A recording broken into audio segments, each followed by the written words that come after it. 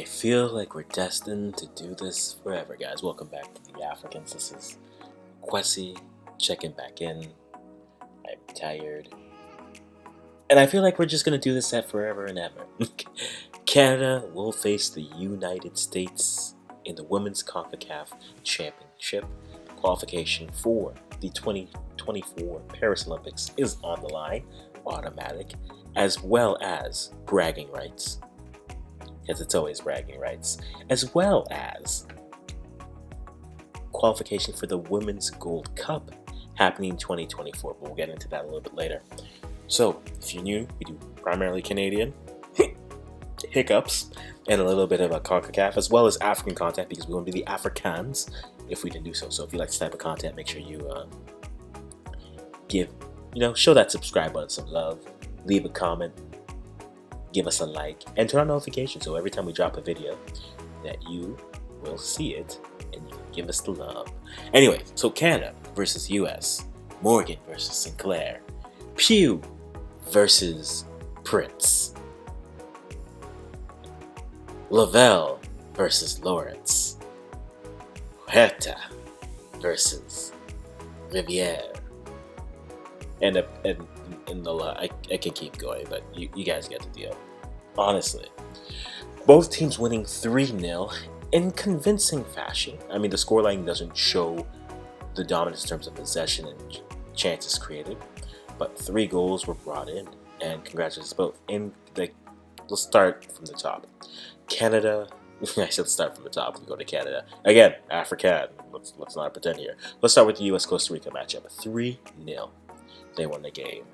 It was, let's say, a difficult game to really break down for them. You had 3 goals coming in for that matchup. First goal coming from Emily Sonnet in the 34th minute, Mallory Pugh in the 48th minute of extra time, first half, and then Ashley Sanchez in the second half. Stats on this game, pretty simple. 15 shots to 2. This is all according to Google. 7 shots on target to 0. 64-36 possession. And then corners, we had 6 corners for the US and then 2 for Costa Rica. Costa Rica was holding their own, but you could definitely see that as the game was wearing on, they were losing a little bit of their legs. As JD from IMAX and the WeMax it would say, the legs were getting a little bit jaded, and then the goals would start coming. But a good performance by Costa Rica. There's so many conversations within this CONCACAF W. I kind of want to know what your big takeaways from them are as well, so leave that in the comments. I want to kind of look at that as well. But the US playing well, I think this was their most, and without this sounding insulting, this was the USWNT's most Canada performance. I think, I said this on Twitter, the Canada experience has been lots of possession, a lot of shots, 1 goal in the first half, except the US got 2. But they had a lot of chances that were missed. They weren't able to put them away, and you become accustomed to that with teams that are ranked first the US and 6th Canada in the world. You want to see that clinical aspect. You're not going to close everything, but you want them to be a little bit more clinical in that aspect. They weren't pushed too much, but I think when we get to the finals, the US and Canada will have their first real test of this tournament so far. That's by no means any conversation to other teams, because I think other teams in CONCACAF are improving, definitely. The middle class of CONCACAF has improved, right? That group of Mexico, Haiti, Jamaica, Costa Rica has improved. We'll get to that conversation when we talk about the 3rd place game. But yes, they're heading in, and we'll be facing Canada. Canada defeated Jamaica.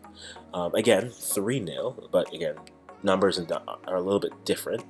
Possession about the same, 63-37. Watching a game, it didn't feel that close, but that's what it was. Shots 33-2. 11 on target to 0. So when I said the Canada experience, lots of shots, but not as clinical as they could be. And then, all important, 14 corners to 1. Canada was very much possessive and pushing. Goals from Jessie Fleming, header in the 18th minute, Alicia Chapman, header in the 64th minute, and Adrienne Leon off of a header from Jordan Heidema makes it 3-0. And honestly, now we're back here. I feel like Joker and Batman and The Dark Knight. I feel like we're destined to do this forever. So what's at stake? We have winner automatically qualifies for the Paris 2024 Summer Olympics. The winner also qualifies for the 2024 Women's Gold Cup, which is happening in 2024. So keep that in mind. Lots of things to prep and play for. And of course, because it's Canada and US, the battle for bragging rights. We haven't put any Great Lakes up for grabs this time. We can have Michigan, but I would not mind having all the Great Lakes, no. Nor will we trade Buffalo for or Niagara Falls. I don't know why I put that in there, but it's my proximity. I love those cities. Anyways, so that's what's at stake for those two games. Who do I rate here? I mean, again, I cover African and Canadian content, a little bit of CONCACAF, so you know where I'm rooting. I will say this. I think if there was ever a chance or a time that you wanted to really get the US, I think it would be now. They are transitioning from a generation to a new generation. And not to say that this new generation isn't good, but I feel like maybe this stage is a little bit too, the lights are a bit too bright, and the stage might be a bit too big for them right now. I think in about a year's worth of time, maybe with a different coach, it's a different conversation. I think they'll grow into themselves. Those young players will. But I think if you were to get Canada, this is as good a time as any to get them, to clip their wings, to beat them here. Will that happen? I don't know. I think both teams will push themselves. I think athletically, these are the only two teams in this region that they'll look at and say, let's think about it. In the same way, I think that technically they're both at a good level. Both have depth on their teams. Canada is always, Bev Priestman's always bringing in that line change of Grosso, Leon, as well as Heidema. But the US can bring on talented players as well, right? Their bench is littered with young, talented players, right? If you're looking at anyone from a Trinity Rodman to a Naomi Girma to the experience of Megan Rapinoe to Kelly O'Hara if you need to bring her in, or even a Margaret Purse. There is a lot of experience, but also a lot of youth here. So it'll be interesting to see how this goes. I can see Canada pretty much playing how they have been, using that same formation with Prince, Sinclair, and Becky as your top attackers, with a midfield of Quinn, Scott, and Fleming, and then a back four of Lawrence, Zadorsky, or Gilles. I think it's Gilles, Buchanan, and then Jada Riviere. So I'm wondering and I'm curious to see what Adamowski decides to do with his starting lineup against Canada. I think right now, if you ask me, I'll say I think Canada is able to clip them here. This is as good of a shot as they are in terms of getting this team. This may be the last run for some of these veterans on Canada's team. You're looking at your Desiree Scotts, your Sophie Schmitz, and a few others. So I think that plus the emergence of young players like Julia Grosso, Jada Riviere, Nichelle Prince, I mean, they're all young in ways. Becky's playing well at Portland right now. I think if you're Canada, this is as good of a shot as you're going to get to them. This is basically an A+ student pulling an A-, and you are a B student still. You're a little bit closer, so if there's any chance you're going to get them, you're going to have to get them here, using the analogy. So I'm gonna choose Canada right now, but we'll see how that goes. When it comes to third place, we have Costa Rica playing against Jamaica, and I think the story in the Canada-Jamaica matchup was that Kadisha Bunnyshaw was not available. Coach Lauren Yollis did mention it was a combination of injuries, a sickness, disease, was under the weather, wasn't able to play. And then Costa Rica, who definitely I felt in the second half was starting to keep their eyes towards that third place matchup.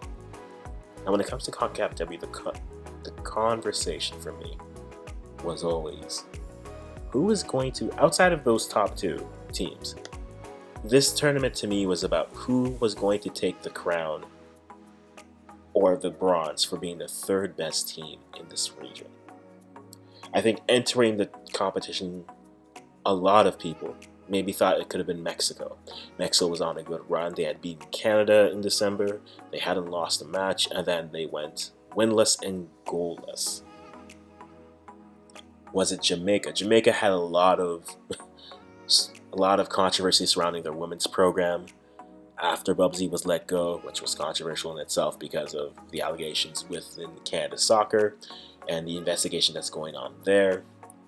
Bringing on a new coach, having the players essentially say, we don't want this.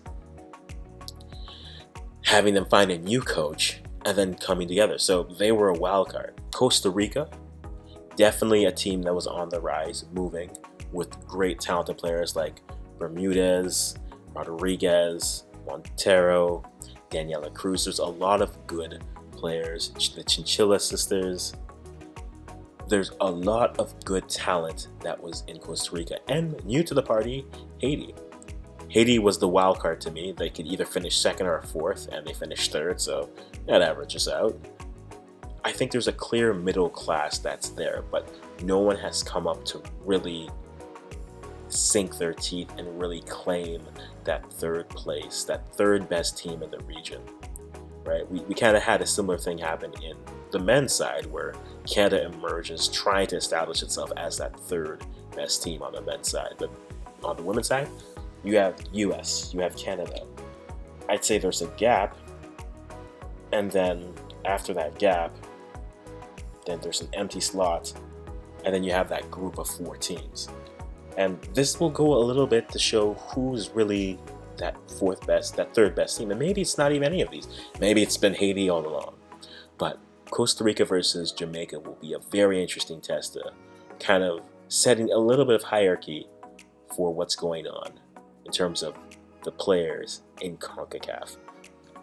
And that'll be interesting for me to kind of keep an eye on. And those games will be happening on Mondays as they're coming along. The other thing to keep in mind is this also starts to set up what's going to happen with CONCACAF W's Gold Cup. So what's going to end up happening in this competition is the winner and the Olympic qualifier, so essentially the top 2 teams, are going to be automatically qualified, and the rest will go into essentially what is a Nations League type format.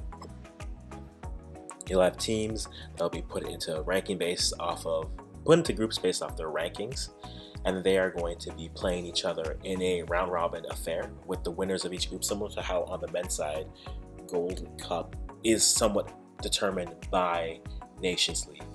So you can definitely take a look at what's happening in those results. We'll go into that a little bit more in detail as we get a little bit closer, especially at the end of it.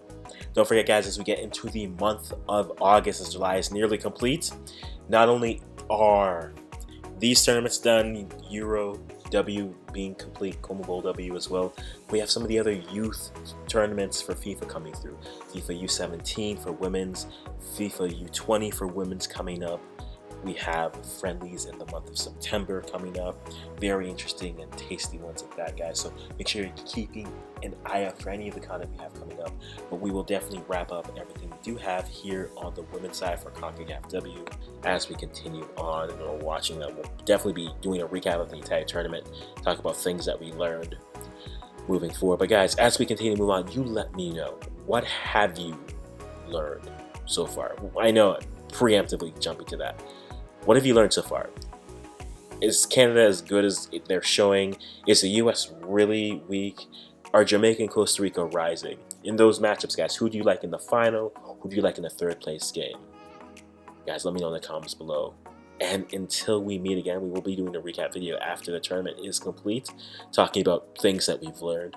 But until then, guys, this has just been a question from the African saying, I hope you enjoy your weekend. But until then, bye-bye for